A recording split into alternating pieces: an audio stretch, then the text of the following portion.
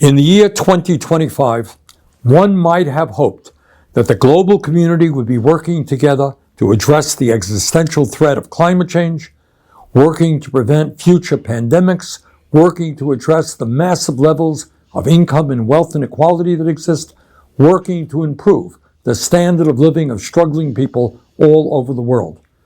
But tragically, that is not where we are today. Quite the contrary. Instead of addressing the major crises that we face, the world is now looking at the terrible war in Ukraine, started by Putin, which has taken hundreds of thousands of lives over the last 3 years. We are looking at the horrific war in Gaza, where, as we speak, thousands of Palestinian children are facing starvation due to Israel's inhumane and illegal war policies.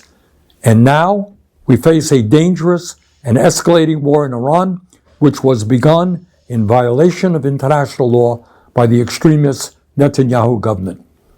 And the main point that I want to make today is that it is absolutely imperative that the United States not be dragged into this war. Let me say a word about how this war began. On Thursday, Netanyahu launched an illegal and unilateral surprise attack on Iran, bombing targets across the country and killing hundreds of people. Iran has responded with attacks of its own, which have killed dozens of people in Israel. Whatever you may think of the corrupt and authoritarian Iranian regime, Israel's attack clearly violated international law and the United Nations Charter. While every country has the right to defend itself, they do not have the right to launch so-called preemptive wars of this kind. But let's remember who Netanyahu is. He is a war criminal under indictment by the International Criminal Court for starving innocent people and killing civilians in Gaza. At this very moment, in Gaza, Israel continues to prevent the UN from delivering humanitarian aid. And just today, in Gaza, Israeli tanks fired into a crowd desperately trying to collect food, killing at least 59 people. So it should come as little surprise that Netanyahu ignored international law to start this war with Iran.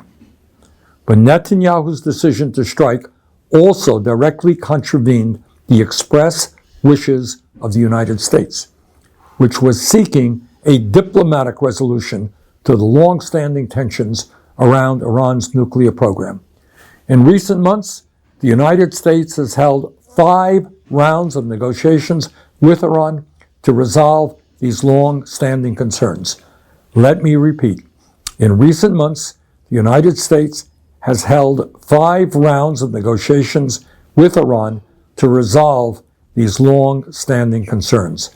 A 6th round of talks was planned for Sunday, but Netanyahu chose instead to start this war. So let's be clear. Israel's attack was specifically designed to sabotage American diplomatic efforts. In fact, in its first round of strikes, Israel assassinated the man overseeing Iran's nuclear negotiating team. And let's also remember that U.S. intelligence has never indicated that Iran has made the decision to build a nuclear weapon. Just a few months ago, Trump's own Director of National Intelligence, Tulsi Gabbard, testified to Congress that, quote, the intelligence community continues to assess that Iran is not building a nuclear weapon, end of quote. But Netanyahu chose to attack, crippling diplomatic efforts and risking a full-blown regional war. He is now openly talking about regime change in Iran and threatening to kill the political leadership of that country without any thought to the chaos that might ensue.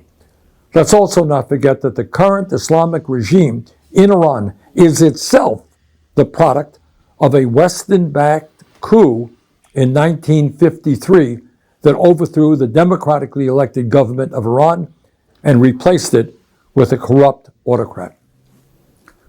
The critical question now is whether the United States will get dragged into Netanyahu's war. In my view, that would be a disaster. The United States must not be involved with another Netanyahu war not militarily or financially.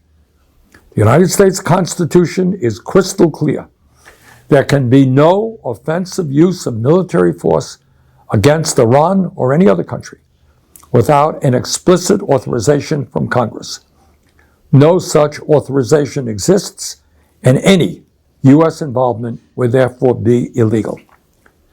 The United States has already provided hundreds of billions of dollars to Israel over the last many decades. Last year alone, U.S. taxpayers provided more than $22 billion in military aid to Israel. Meanwhile, while providing massive aid to Israel, we have Americans sleeping out on the street, unable to afford health care or other basic necessities. Enough is enough. President Trump ran as a supposed peace candidate. In his inaugural address, he said, and I quote, "My proudest legacy will be that of a peacemaker and unifier. That's what I want to be, a peacemaker and a unifier," end quote. Very fine words. Trump should remember them today. Supporting Netanyahu's war against Iran would be a catastrophic mistake. Instead of going to war, Trump must work with the international community to rein in Netanyahu and urgently push for a diplomatic solution. Netanyahu's illegal attack has made the world a more dangerous place. The United States must not be a part of this war. Thank you very much.